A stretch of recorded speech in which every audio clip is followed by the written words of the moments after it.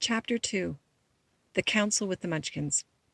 She was awakened by a shock so sudden and severe that if Dorothy had not been lying on the soft bed she might have been hurt. As it was, the jar made her catch her breath and wonder what had happened, and Toto put his cold little nose into her face and whined dismally. Dorothy sat up and noticed that the house was not moving, nor was it dark, for the bright sunshine came in at the window, flooding the little room. She sprang from her bed and, with Toto at her heels, ran and opened the door. The little girl gave a cry of amazement and looked about her, her eyes growing bigger and bigger at the wonderful sights she saw. The cyclone had set the house down very gently, for a cyclone, in the midst of a country of a marvelous beauty. There were lovely patches of greenswald all around, with stately trees bearing rich and luscious fruits. Banks of gorgeous flowers were on every hand, and birds with rare and brilliant plumage sang and fluttered in the trees and bushes. A little way off was a small brook, rushing and sparkling along between green banks, and murmuring in a voice very grateful to a little girl who had lived so long on the dry, gray prairies. While she stood there looking eagerly at the strange and beautiful sights, she noticed coming toward her a group of the oddest people she had ever seen. They were not as big as the grown folks she had always been used to, but rather they were very small. In fact, they seemed about as tall as Dorothy, who was a well-grown child for her age, although they were, so far as to look, many years older. 3 were men and 1 was a woman, and they were all very oddly dressed. They wore round hats that rose to a small point at the foot above their head, with small bells around the brims that tinkled when they moved.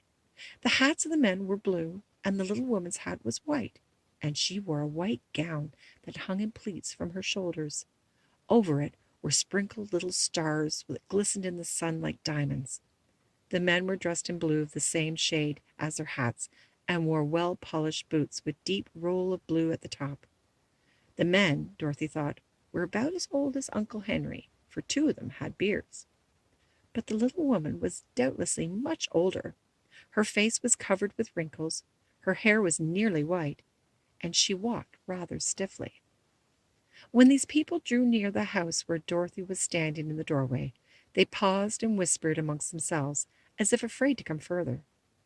But the little old woman walked up to Dorothy, made a low bow, and said in a sweet voice, "You are welcome, most noble sorceress, to the land of the Munchkins. We are so grateful to you for having killed the wicked witch of the East, and for setting our people free from bondage." Dorothy listened to this speech with wonder. What could this little woman possibly mean by calling her a sorceress and saying that she killed the wicked witch of the East? Dorothy was an innocent, harmless little girl who had been carried by a cyclone many, many miles from home, and she had never killed anything in her life. But the little woman expected her to answer, so Dorothy said rather hesitantly, You are very kind, but there must be some mistake. I have not killed anything." "Well, your house did anyway," replied the little old woman with a laugh, "and that is the same thing. See," she continued, pointing to the corner of the house. "There are her 2 feet, still sticking out from under a block of wood." Dorothy looked and gave a little cry of fright. There, indeed, just under the corner of the great beam of the house rested on, 2 feet were sticking out, shod in silver shoes, with pointed toes. "Oh dear, oh dear!" cried Dorothy, clasping her hands together in dismay. "The house must have fallen on her. Oh, what shall we do?" "There is nothing to be done," said the little woman calmly. "But who was she?" asked Dorothy. "She was the wicked witch of the East, as I said," answered the little woman. "She has held all the Munchkins in bondage for many years, many of them slave for her night and day. Now they are all free, and grateful to you for the favor." "Who are the Munchkins?" inquired Dorothy. "They are the people who live in this land of East where the wicked witch ruled." "Are you a Munchkin?" asked Dorothy. No, but I am their friend, although I live in the land of the north. When they saw the witch of the east was dead, the Munchkins sent a swift message to me, and I came at once. I am the witch of the north. Oh, gracious! Cried Dorothy. Are you a real witch? Yes, indeed, answered the little woman. But I am a good witch, and the people love me, and I am not as powerful as the wicked witch who was ruling here, or I should have set my people free myself. But I thought all witches were wicked, said the girl, who was half frightened at facing a real witch. Oh, no, that is a great mistake. There were only 4 witches in the land of Oz, and 2 of them, those who live in the north and the south, are good witches. I know this is true, for I am one of myself and cannot be mistaken. Those who dwell in the east and the west were, indeed, wicked witches, but now you have killed one of them. There is but one wicked witch left in the land of Oz, the one who lives in the west. But, said Dorothy after a moment's thought, Aunt Em has told me that the witches were all dead years and years ago. Who is Aunt Em? Inquired the little old woman. She is my aunt who lives in Kansas, where I come from. The witch of the north seemed to think for a time, with her head bowed and her eyes upon the ground. Then she looked up and said, I do not know where Kansas is, for I have never heard of the country mentioned before. But tell me, is it a civilized country? Oh, yes, replied Dorothy. Then that accounts for it. In the civilized countries, I believe, there are no witches left, nor wizards, nor sorcerers, or magicians.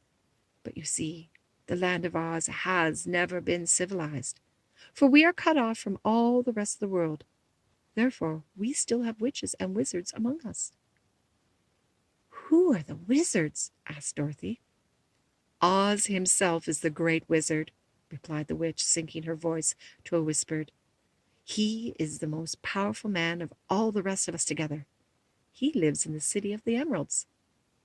Dorothy was going to ask another question, but just then the Munchkins, who had been standing silently by, gave a loud shout, pointing to the corner of the house where the wicked witch had been lying. What is it? Asked the little old woman, and looked and began to laugh. The feet of the dead witch had disappeared entirely, and nothing was left but the silver shoes. She was so old, explained the witch of the north, that she dried up quickly in the sun. That is the end of her. But the silver shoes are yours, and you shall have them to wear. She reached down and picked up the shoes, and after shaking the dust out of them, handed them to Dorothy. The witch of the east was proud of those silver shoes, said one of the Munchkins, and there is some charm still left in them, but what it is we never knew. Dorothy carried the shoes into the house and placed them on the table. Then she came out again to the Munchkins and said, I'm anxious to get back to my aunt and uncle, for I'm sure they will be worried about me. Can you help me find my way? The Munchkins and the witch first looked at one another, and then at Dorothy, and then shook their heads.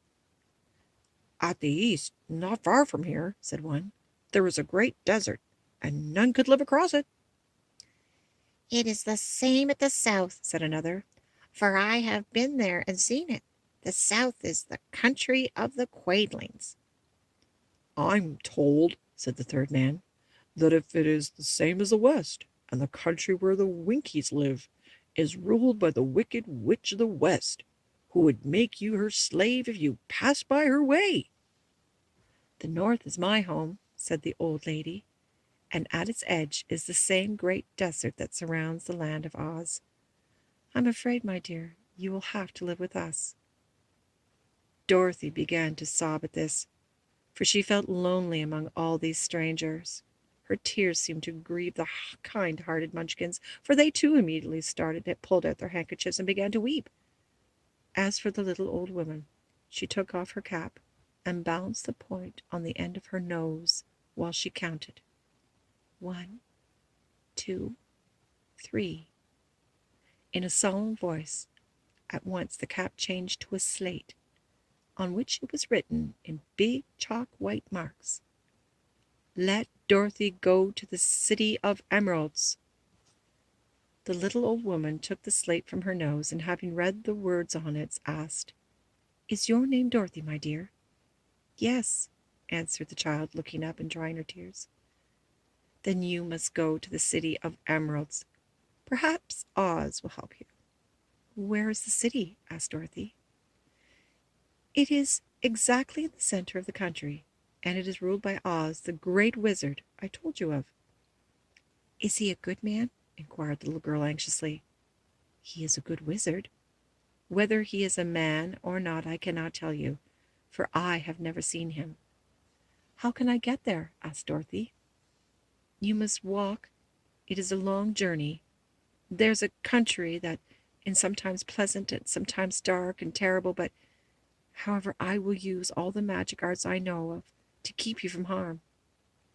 "Won't you go with me?" pleaded the little girl, who began to look upon the little old woman as her only friend. "No, I cannot do that. But I will give you my kiss, and no one will dare injure a person who has been kissed by the Witch of the North." She came close to Dorothy and kissed her gently on the forehead. Where her lips touched the little girl, they gave a round, shining mark, as Dorothy found out soon after. "The road to the City of Emerald is paved with yellow brick," said the witch, "so you cannot miss it. When you get to Oz, do not be afraid of him, but tell your story and ask him to help you. Goodbye, my dear." The three Munchkins bowed low to her and wished her a pleasant journey, after which she walked away through the trees. The witch gave Dorothy a friendly little nod, whirled around on her little heels 3 times, and straightway disappeared, much to the surprise of little Toto, who barked after her loudly enough when she had gone, because she had been afraid even to growl when she stood by.